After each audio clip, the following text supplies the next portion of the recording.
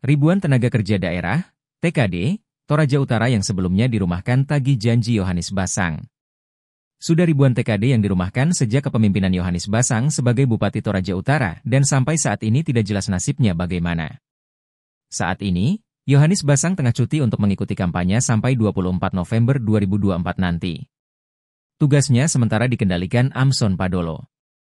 Sebelumnya, Bupati Toraja Utara yang akrab disapa Ombas itu bahwa data diri TKD yang dirumahkan tersebut dapat digunakan untuk pendaftaran pegawai pemerintah dengan perjanjian kerja, PPPK, tahun 2024. Namun ribuan TKD yang dirumahkan tersebut saat mau mendaftar PPPK terkendala pada petunjuk teknis, Juknis. Juknis ini mensyaratkan bahwa TKD harus aktif minimal 2 tahun berturut-turut terhitung sejak pendaftaran dimulai 1 Oktober batas sampai waktu pendaftar PPPK, yaitu 20 Oktober 2024 nanti.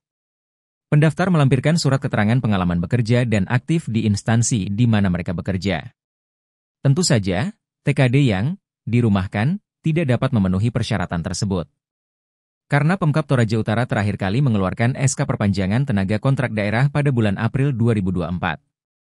Kekecewaan diungkapkan KA, salah satunya TKD yang dirumahkan dari Badan Kepegawaian dan Pengembangan Sumber Daya Manusia, BKPSDM, Toraja Utara.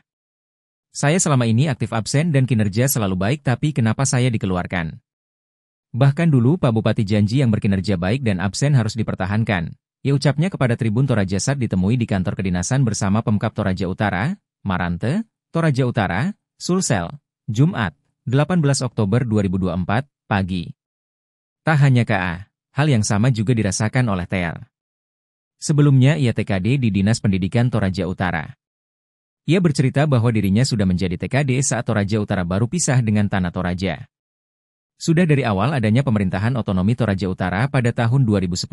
Saya juga melihat latar belakang pendidikan saya sudah sesuai dengan tempat saya bekerja saat itu dan saya terdata di X tenaga kontrak kategori 2 yang merupakan kategori prioritas di penerimaan PPPK tahun ini juga kehadiran saya dan keaktifan mengajar di kelas kategori baik, itu turnya.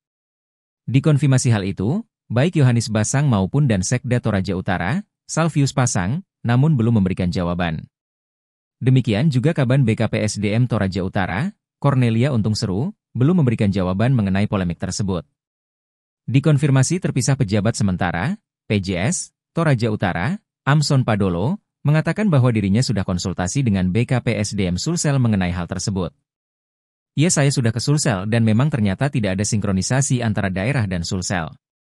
Jadi intinya tetap berpatokan Kemenpan RB No 347 tentang mekanisme seleksi PPPK tahun 2024. Sebenarnya semua akan ikut tes dan verifikasi berkas tergantung peluang saja, jelasnya. Amson Padolo menjelaskan bahwa perihal adanya surat keputusan, SK, sukarela dan surat keterangan pengalaman kerja, itu tanggung jawab masing-masing dinas. Jadi semua tergantung dinas karena setahu saya SK sukarela tersebut tidak menggunakan APBD, istilahnya urunan untuk TKD nantinya, dan untuk surat pengalaman kerja dan aktif bagi yang sebelumnya, dirumahkan, agar tetap dikatakan terus-menerus, jika tanya. Tapi di sini saya tidak mau berpolemik karena saya hanya PJS bukan PJ, jadi kembali ke dinas masing-masing. Tutupnya. Download Tribun X sekarang. Menghadirkan lokal menjadi Indonesia.